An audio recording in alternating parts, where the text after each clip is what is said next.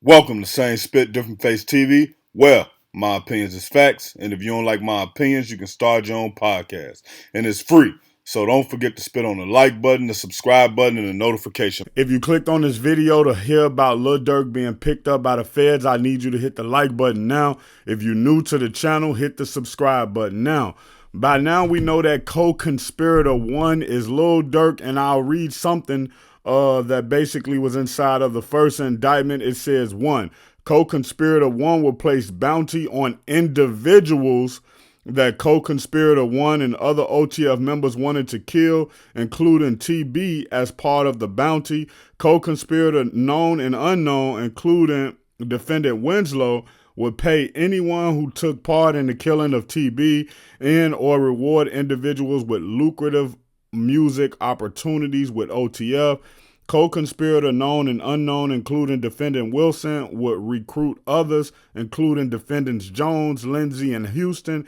And co-conspirator two to find, track, and kill TB. Now, I think the interesting thing that no one is paying attention to in this situation is that it say individuals, meaning more than one. The same way people mean more than one, when you add that S to it, it means more than one. So we talking about this indictment. It could be a superseding indictment coming down the pipeline, and we could see somebody else actually being added to this case.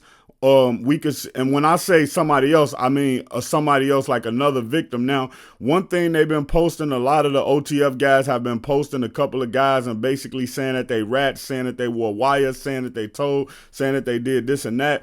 And I think one thing about when you do dirt in the streets, and I just want y'all to kind of understand this, right?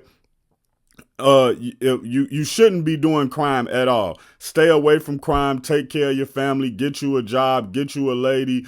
If you're a woman doing crime, get you a man. Settle down, and and be able to live out the longevity of the situation. Because when you look back on it, Mano had a great lyric when he said, "My big homie sent me a hard-filled kite. He said 5 years of balling ain't worth doing life." So when you look at it, it's about trying to be able to live the longevity and live out your life. So the real thing I want to say is you shouldn't be doing crime, but if it is somebody who is actively telling and they haven't given the feds or the police the big joker, don't taunt them. I tell people all the time, man, you can taunt somebody into killing you, right?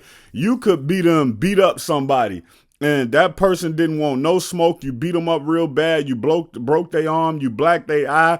And you taunting them, constantly taunting them, could make them say, you know what? I need to go get my lick back because now everybody is laughing at me. Embarrassment will make somebody hurt you. Embarrassment will make somebody kill you. So if you won, that's the problem with this generation nowadays, man. And I ain't that much older than this generation, but I grew up around a bunch of solid people who helped me understand some of these things. And a lot of these things I had to learn myself by trial and error. But taunting somebody is definitely going to make them do something to you that you don't want done. So if somebody has snitched and you know they know more crimes about you, well, you exposing them for being a snitch could make them say, well, my life already over anyway. Everybody already know I'm a snitch. So since I know I can't do nothing physically to these people, let me do what I already did and let me give these people more information that they can go look after of and figure out what's going on. So in the grand scheme of things, man, leave the snitches alone. You shouldn't be doing crime, but if you're doing crime, man, leave the snitches alone. And you know, back in the day, they used to have a phrase, snitches get stitches. Well, nowadays, stitches don't get stitches because people don't want to go to jail. They don't want to go to jail for hurting a snitch. So if you don't want to go to jail for hurting a snitch, why expose them? When you look at the situation and people expose snitches, a lot of times I feel like, you know, a person is exposing a snitch because they want somebody else to crash out on them or they want somebody else to do something to them. When I look at that type of situation from my perspective, I'm definitely in a situation of where, man, just stay away from the snitch. Let the snitch go on and live their life. And that's me looking at life from hindsight. You know what I'm saying? That's me in retrospect. You know what I'm saying? That's me looking back on life and being like, seeing a bunch of people go through things, seeing a bunch of people going through cases. And at the end of the day, back in the old days, they wouldn't even let you know that the person was a snitch. You would just find the person hurt somewhere, if y'all know what I mean, unalived, right? So that's what I'm saying. Today, it seems like it's more for show. And it has a lot more to do with social media, man. We had a wild era of social media where everybody was just putting all their crimes on social media, all their guns, all their bodies, all their beef with their ops. And stuff didn't happen so long in Chicago that people was just under the impression. And when I say people, I mean like New York drill, LA drill, Houston drill, Michigan drill. Those people were under the assumption, oh, the police ain't really doing nothing. We can do whatever we want. And I want to tell y'all, man, Chicago is a unique place. Chicago is built off gangsterism. If you don't know anything about the Daly family and how they became to be in power, if you know anything about all the other different gangs that's in Chicago, if you know anything about Al Capone, if you know anything about the Irish mob, the Italian mafia, like if you know anything about those, you understand that Chicago has a underworld from a underworld. So from that perspective, not saying that crime is correct or not saying that they condone crime, but I feel like Chicago is a place that understands crime as being part of the fabric to an extent, right? And so I think it was just a point where, the police was doing their jobs, but they didn't have the resources in order to try to, pursue some of these things. So I think from the police standpoint, long as gang members is killing other gang members, long as drug dealers is killing other drug dealers, we'll stay out the way.